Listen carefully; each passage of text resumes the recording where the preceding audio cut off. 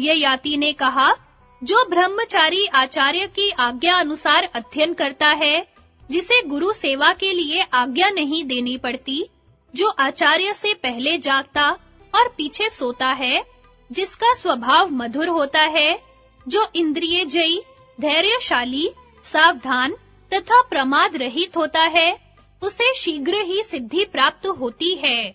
जो पुरुष धर्मानुकूल धन प्राप्त करके यज्ञ करता है, अतिथियों को खिलाता है, किसी की वस्तु उसके बिना दिए नहीं लेता, वही सच्चा गृहस्थ है।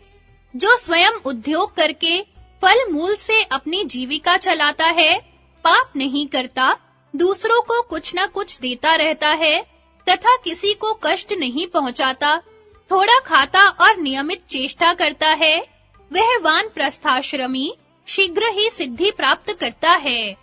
जो किसी कला, कौशल, भाषण, चिकित्सा, कारीगरी आदि से जीविका नहीं चलाता, समस्त सद्गुणों से युक्त, जितेंद्रिय और असंग है, किसी के घर नहीं रहता, थोड़ा चलता है, अनेक देशों में अकेले और नम्रता के साथ विचरण करता है, वही सच्चा सन्यासी है। इस प्रकार और बहुत सी बातचीत करने के बाद ययाति ने कहा, देवता लोग शीघ्रता करने के लिए कह रहे हैं, मैं अब गिरूंगा।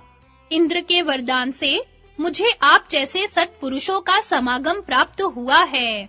अष्टक ने कहा, स्वर्ग में मुझे जितने लोक प्राप्त होने वाले हैं, अंतरिक्ष में अथवा सुमेरु पर्वत के शिखरों पर, जहां भी मुझे पुण्य कर्मों के फल स्वरूप जाना है, उन्हें मैं आपको देता हूँ, आप गिरे नहीं।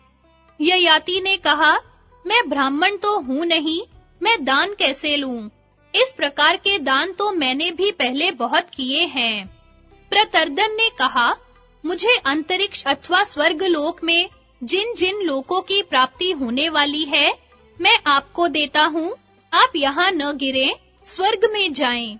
ययाति ने कहा, कोई भी राजा अपने समकक्ष व्यक्ति से दान नहीं ले सकता। क्षत्रिय होकर दान लेना, यह तो बड़ा अधम कार्य है। अब तक किसी श्रेष्ठ क्षत्रिय ने ऐसा काम नहीं किया है, फिर मैं ही कैसे करूं?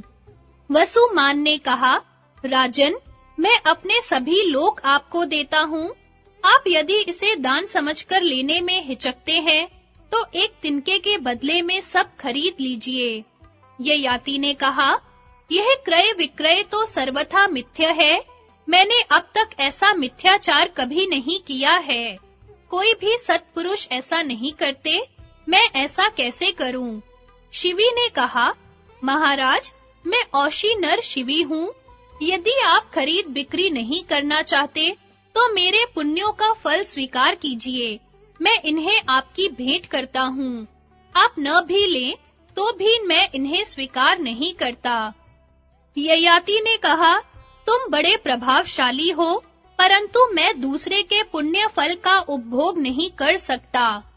अष्टक ने कहा, अच्छा महाराज, आप एक-एक के पुण्य लोक नहीं लेते, तो सभी के स्वीकार कर लीजिए। हम आपको अपना सारा पुण्य फल देकर नरक जाने को भी तैयार हैं। ययाति ने उत्तर दिया, भाई, तुम लोग मेरे स्वरूप के अनुसार प्रयत्न करो। सत्पुरुष तो सत्य के ही पक्षपाती होते हैं।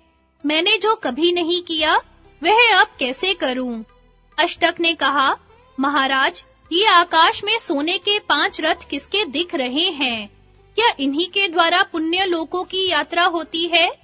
ययाति ने कहा, हाँ, ये सुनहरे रथ तुम लोगों को पुण्य लोक में ले जाएंगे। अष्टक ने कहा, आप इन रथों के द्वारा स्वर्ग की यात्रा कीजिए, हम लोग भी समय पर आ जाएंगे। ययाति बोले, हम सभी ने स्वर्ग पर विजय प्राप्त कर ली, इसलिए चलो, हम सब साथ ही चले। देखते नहीं, वह स्वर्ग का प्रशस्त पथ दिख रहा है।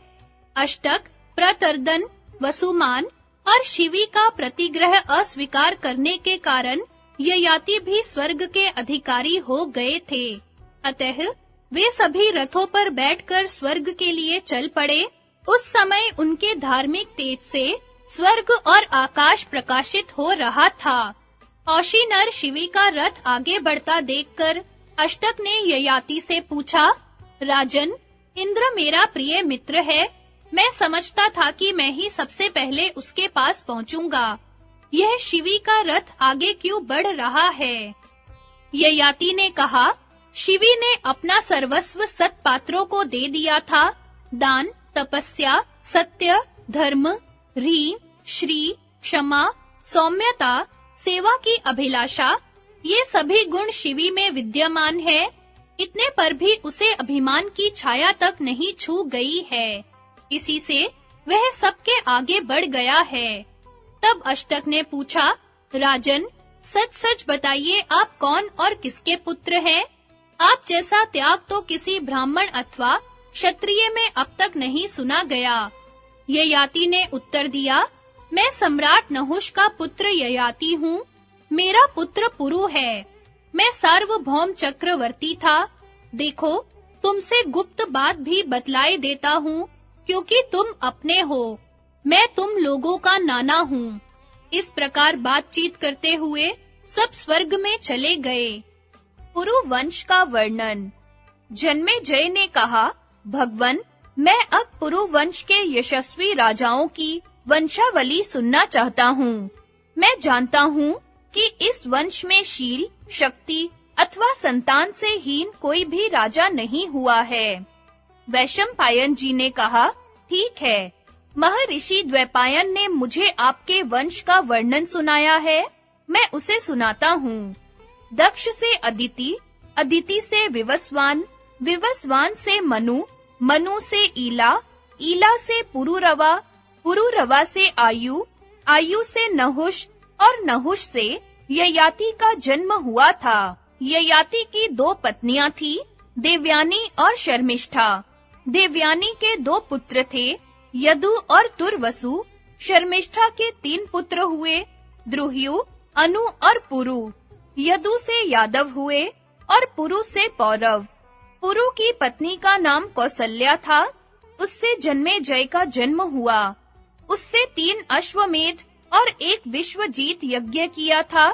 जन्मेजय की पत्नी थी अनंता। उससे प्रचिनवान हुआ।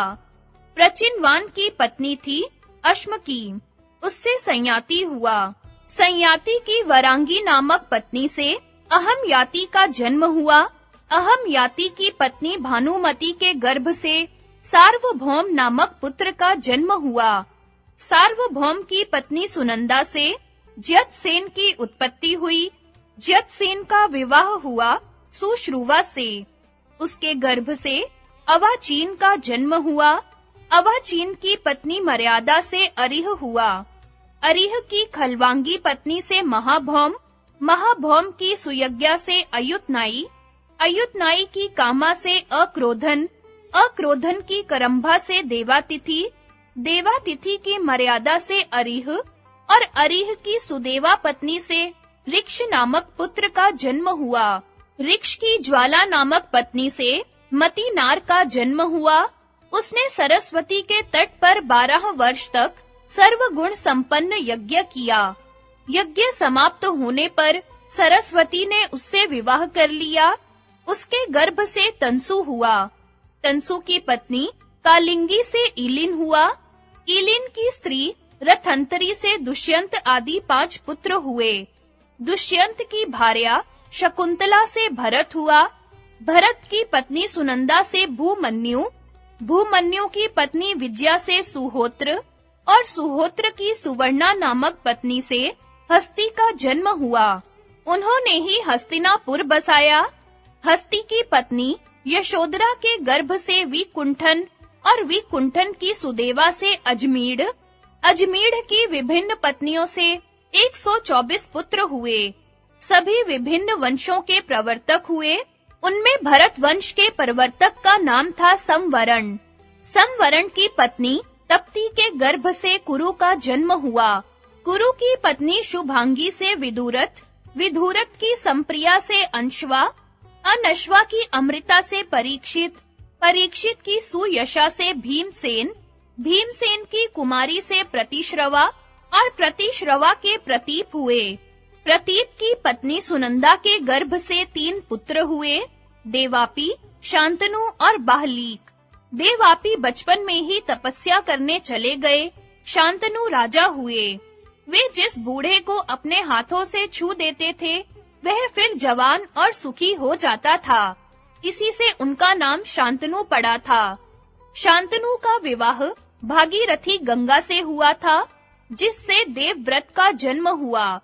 वे जगत में भीष्म के नाम से प्रसिद्ध हैं।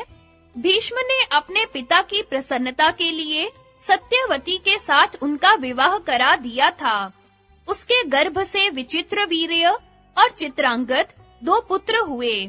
चित्रांगद बचपन में ही गंधर्व के हाथ से युद्ध में मारा गया। विचित्रवीर्य राजा हुआ।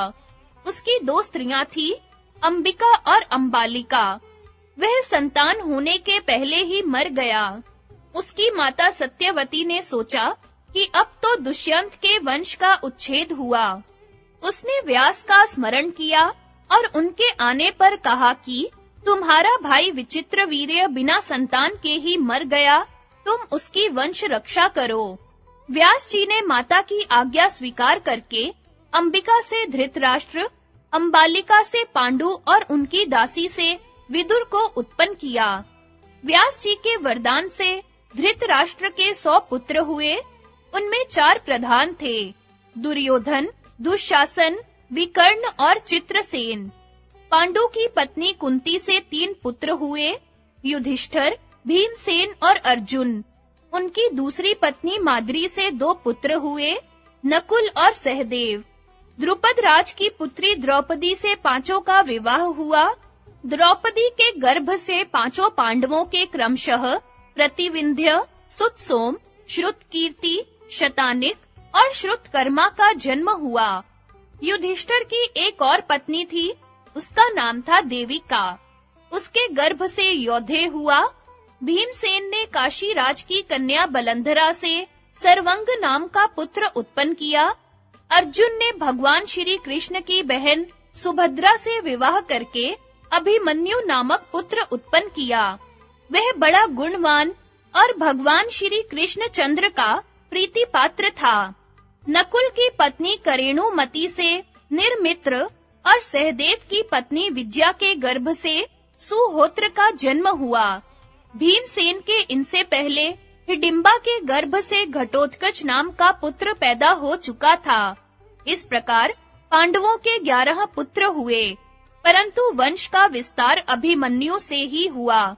इसके अतिरिक्त अर्जुन के 2 पुत्र और थे, उलूपी से इरावान और चित्रांगदा से भब्रुवाहन। वे दोनों अपनी अपनी माता के साथ नाना के घर रहे और उन्हीं के उत्तराधिकारी हुए।